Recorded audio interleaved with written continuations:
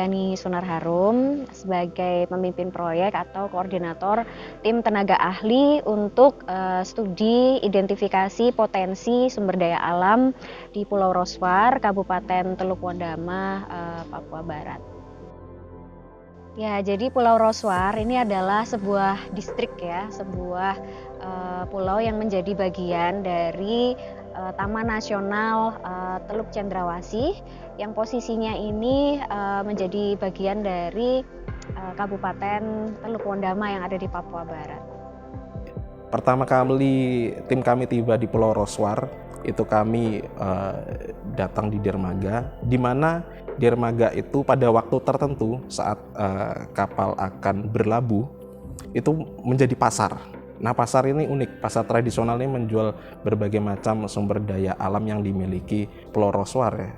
Khususnya yang paling banyak bisa kita lihat di situ adalah ikan-ikan segar. Nah, di dermaga itu terletak di Kampung Nordiwar, dan itu salah satu kampung dari sekitar 4 kampung di sana. Dan dari Nordiwar ternyata kita tidak stay di situ, kita harus menuju ke pusat distrik dan jaraknya cukup jauh dan tidak ada akses lain kecuali kita menggunakan perahu longboat.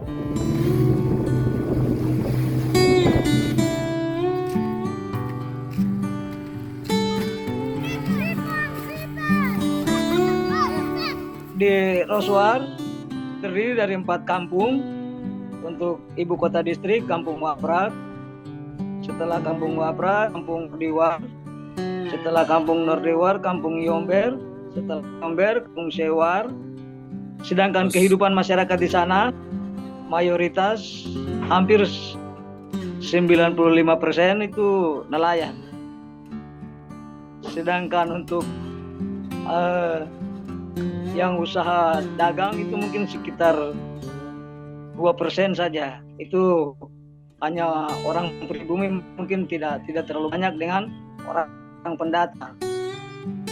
Terus yang 3% mungkin ya petani gitu. Kesan pertama kami menginjakkan kaki di Kampung Waprak, di mana kami akan menginap di situ, kami disambut dengan cukup antusias oleh pemangku administrasi, yaitu Pak Kepala Distrik. Dan salah satu yang unik pengalaman kami adalah masyarakat atau penduduk di Kampung Waprak itu sangat ramah kepada para pendatang, di mana saya khususnya kalau pagi itu ingin melihat keadaan kampung sekitar, ingin melihat rumah-rumah penduduk, saya bertemu dengan masyarakat lokal, saya bertemu dengan murid-murid sekolah yang akan berangkat. Mereka menyapa duluan dengan ucapan "Selamat pagi Bapak". Nah, seperti itu yang menjadi kesan. Menurut saya ada sambutan hangat dari para penduduknya. Masyarakat sebenarnya sangat welcome ketika didatangi. Jadi mungkin mereka sendiri sebenarnya juga membutuhkan bantuan untuk meningkatkan kapasitas mereka, bagaimana mereka bisa mengoptimalkan potensi yang ada misalnya. Jadi selama ini masyarakat itu masih mengolah hasil bumi atau hasil laut mereka itu secara manual. Bahkan mereka menangkap ikan, mungkin ini merupakan keunikan di Pulau Roswar, tapi mereka pun menangkap ikan masih secara manual begitu. Jadi hasil tangkapannya juga mungkin kurang bisa optimal. Jadi untuk sumber daya manusia sebenarnya ini juga perlu masih ditingkatkan lagi, dan mereka sangat welcome terhadap masyarakat yang datang ke Pulau Roswar atau bahkan wisatawan begitu.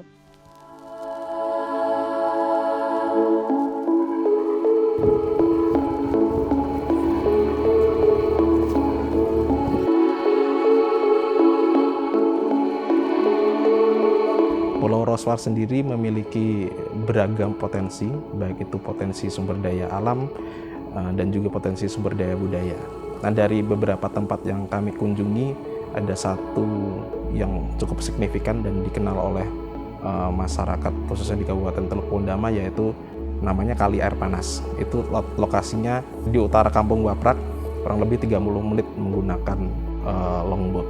Mereka percaya jika masyarakat atau individu yang ingin berendam ke sana berenang dan berendam, mereka bisa mendapatkan kesembuhan.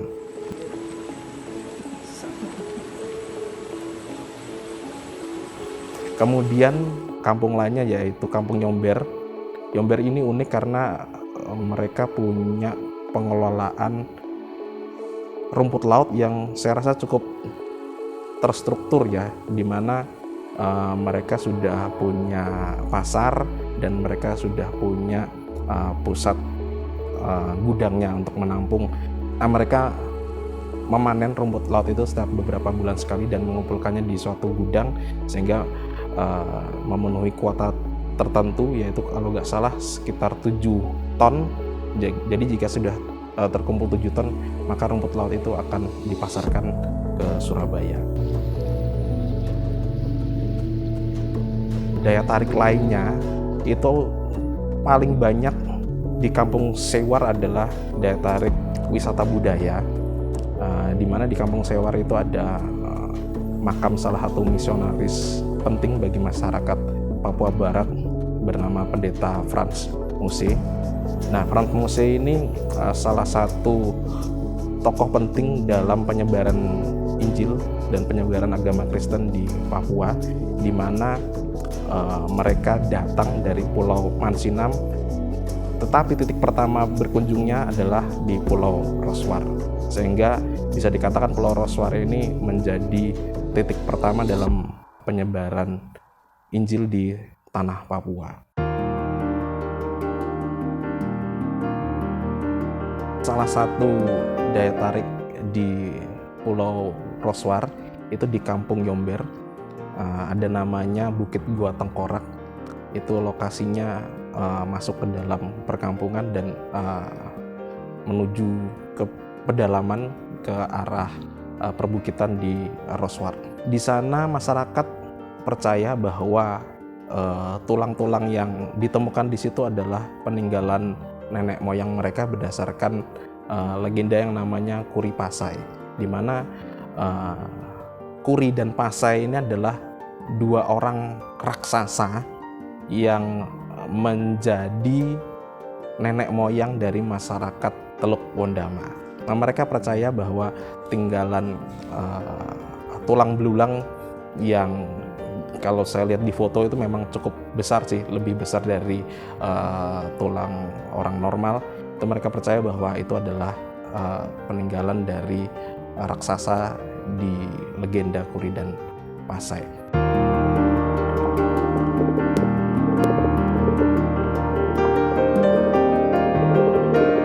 Selanjutnya salah satu atraksi utama ya, kalau tadi saya mengatakan atraksi itu yang sebelumnya itu banyak dikenal oleh masyarakat domestik khususnya di Papua Barat. Nah, salah satu yang atraksi utama yang dikenal oleh masyarakat mancanegara, wisatawan mancanegara ini adalah titik-titik selam yang berada di sekitar Pulau Roswar, di mana perlu diketahui Pulau Roswar ini berada di dalam area Taman Nasional Laut terluas di Indonesia yang bernama Taman Nasional Teluk Cendrawasih. Nah, biodiversitas di Teluk Cendrawasih ini luar biasa, tidak kalah dengan tempat-tempat lain seperti tetangganya di Raja Ampat. Tetapi ini bisa dikatakan lebih beragam lagi biodiversitasnya karena statusnya yang mungkin sedikit lebih elit ya daripada Raja Ampat, karena ini statusnya Taman Nasional sehingga konservasinya sangat terjaga dan tidak bisa sembarangan dalam memanfaatkan sumber daya alam di Pulau Roswar itu sendiri.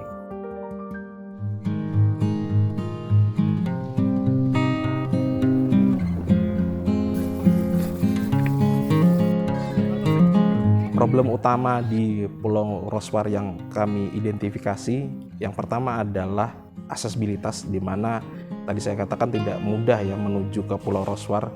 Kita harus menempuh perjalanan yang cukup panjang dan pilihan transportasinya sangat terbatas. Jadi satu-satunya menuju Pulau Roswar itu menggunakan kapal ekspres. Untuk yang di dalam area Pulau Roswarnya sendiri, yang di daratannya ini juga aksesnya atau jalannya ini masih sangat terbatas begitu. Jadi kalaupun masyarakat ini akan membeli sesuatu atau mungkin mengambil atau membawa barang-barang hasil lautnya, biasanya menggunakan motor tosa seperti itu. Jadi tidak bisa kemudian mobil ini kemudian dipakai untuk berkendara di dalam pulaunya. Kemudian problem yang kedua adalah tata kelola khususnya di akomodasi wisata, di mana di Roswar sendiri sebenarnya sudah memiliki fasilitas akomodasi wisata yang disebut dengan homestay, tetapi saya sendiri lebih condong mengatakan itu seperti pondok wisata atau guest house.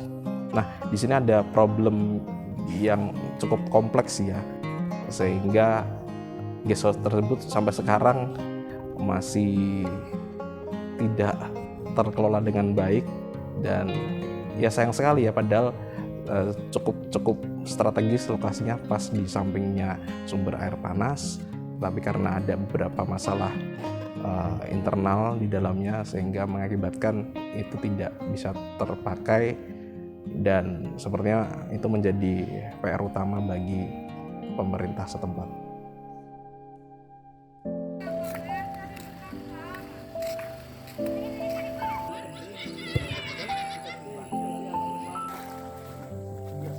Solusi dan harapannya semoga pembangunan yang ada di Pulau Roswar ke depannya ini bisa diintegrasikan dengan perencanaan tata ruang dan juga perencanaan pembangunan yang ada di level yang lebih di atasnya. Misalnya kita bisa melihat sinergi yang ada di distrik Roswar ini dengan kawasan di Kabupaten Teluk Wondama yang lainnya, begitu. Apa yang kemudian bisa disinergikan? Jadi bisa juga pemerintah atau mungkin pemangku kepentingan terkait yang tertarik untuk berinvestasi bekerja sama dengan masyarakat dan pemerintah untuk membangun Pulau Roswar ini tidak hanya kemudian melihat Pulau Roswar sebagai satu entitas sendiri begitu, tetapi bisa melihat Roswar ini sebagai bagian atau satu kesatuan dengan kawasan-kawasan strategis yang lain, sehingga bisa semakin menarik minat orang lain atau stakeholders untuk ikut membangun begitu, dan pembangunan bisa lebih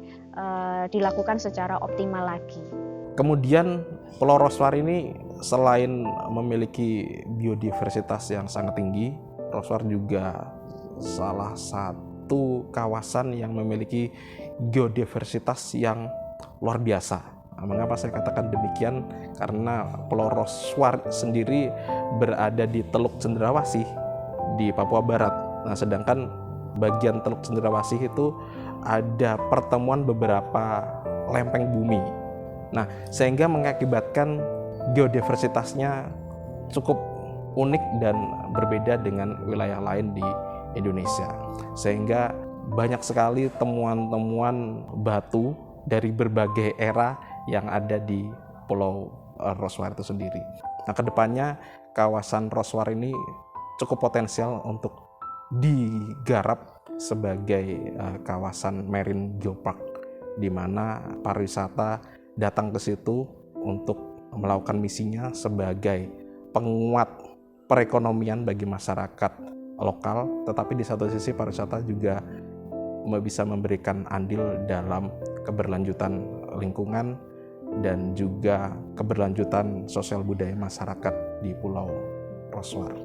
Kalau harapan saya untuk pemerintah maupun swasta maupun siapa saja yang tertarik dan berminat untuk mau membangun masyarakat yang ada di Roswar, terutama kita lihat dari sudut pariwisata, mari kita bergandeng tangan,